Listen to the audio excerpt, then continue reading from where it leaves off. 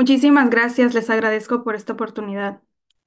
Bueno, hoy les voy a presentar análisis de las consecuencias en la salud mental en personas que padecieron COVID-19. Vamos a empezar con el inicio de la pandemia. Este fue declarado por la OMS como emergencia pública el 30 de enero del 2020 y el 11 de marzo del 2020 fue anunciada como pandemia mundial. Esto acorde a la Organización Panamericana de la Salud y la Organización Mundial de la Salud. El COVID-19 es una neumonía viral que, como pudimos escuchar anteriormente, nos daban síntomas como tos, como presión en el pecho, dolor de garganta, entre otros. Pero también no solo nos afectó de manera física y económica, sino también de manera mental y en nuestra salud mental. Por ello, la ansiedad y la pandemia también fue un tema que estuvo en conjunto y acorde a la OMS, todas las personas podemos llegar a sentir síntomas de ansiedad en nuestra vida, a lo largo de nuestra vida. Sin embargo, el trastorno de ansiedad es algo más complejo, es un miedo y una preocupación excesiva que puede llegar a a llevar a dificultad a las personas en su vida cotidiana y en sus actividades. La OPS indicó, de hecho, que si la persona había sido diagnosticada con algún problema de la salud mental durante la pandemia, tenían aún más riesgo de poder contraer la enfermedad de COVID-19. En un estudio de Al-Ali se descubrió que las personas que habían tenido COVID-19 tenían un 35% más de riesgo de desarrollar ansiedad y un 39% más de riesgo de un ataque de depresión un mes después de haber tenido la enfermedad.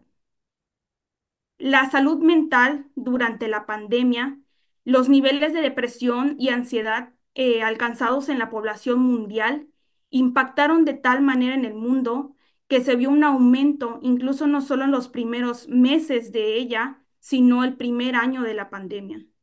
En el artículo La relación entre el COVID-19 y el sueño, la doctora Asher menciona que en pacientes enfermos de COVID-19, este mismo virus crea una tormenta de citocinas, que esta es la liberación de citocinas crea un estado inflamatorio importante para todo el cuerpo. Es un estado inflamatorio que puede alterar incluso el sueño y crear sensación del sueño no reparador e insomnio, así como trastornos del sueño, a lo que nos lleva las consecuencias que es el long COVID, que aparece meses después de nosotros haber tenido la enfermedad de COVID, a lo que nos lleva a que afecta nuestra vida cotidiana y actividades, y una de las consecuencias del long COVID son el trastorno del sueño, que aquí el trastorno del sueño no solo se dio por el COVID-19, sino también que durante la pandemia,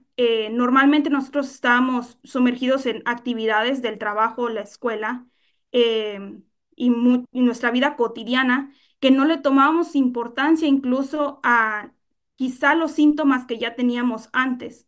Al entrar en la pandemia y tener este tiempo extra y este tiempo libre, el tener que encerrarnos, el tener que, vaya, pasar nuestra vida a una computadora y al internet, igual hizo que explotara todo esto de las redes sociales, el exceso del uso de ellas, lo que también nos pudo llevar a los trastornos del sueño, las horas que pasábamos, vaya viendo las noticias, las cifras, lamentablemente, cómo el mundo estaba cambiando y eso nos pudo igual incluso afectar en el trastorno del sueño.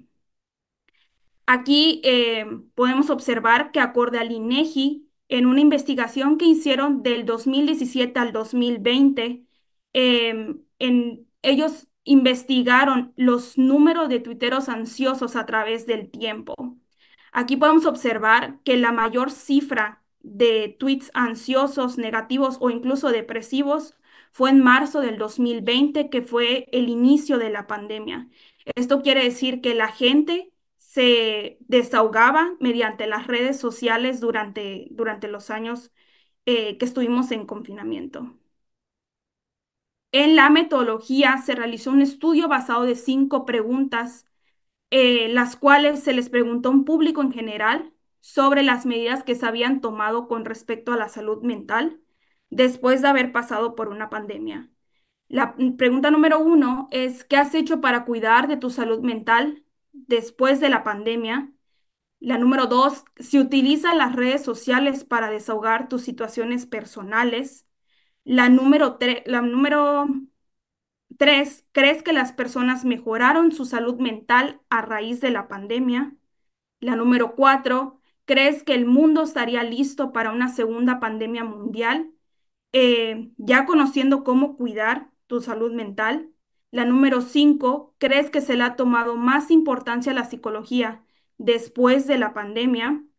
A lo que nos dio resultados que aún se muestra una resistencia hacia el cuidado de la salud mental, incluso después de haber enfrentado diferentes problemas durante y después de la pandemia. Lo que nos lleva a conclusión que incluso después de que nosotros enfrentamos una pandemia y que nos pudimos dar cuenta quizá de muchas cosas que ignorábamos antes por estar sumergidos en nuestras actividades diarias, eh, un estudio revela que incluso después de la pandemia, del 20 y el 70% de la población aún sigue sufriendo de ansiedad y depresión. Esto es importante y necesario de crear la conciencia de terapia psicológica, la importancia de ella, ya que la gente muestra obstinación ante el estar preparado y atenderse. Em, y como para finalizar, quiero invitarlos a tomar conciencia en la salud mental para en un futuro quizás estar no solo preparados a lo que nos puede esperar en el mundo, sino también en nuestra vida cotidiana y para poder enfrentarla. La salud mental a veces no le tomamos la importancia como la física, sin embargo, es igual de importante, ya que nuestro cuerpo tanto físico como mental, es uno mismo y estamos conectados. Y por último, quiero agradecerles al Congreso Internacional de Ciencia y Tecnología, a Redalac y a todos los que conforman y por esta grandiosa oportunidad. Muchísimas gracias.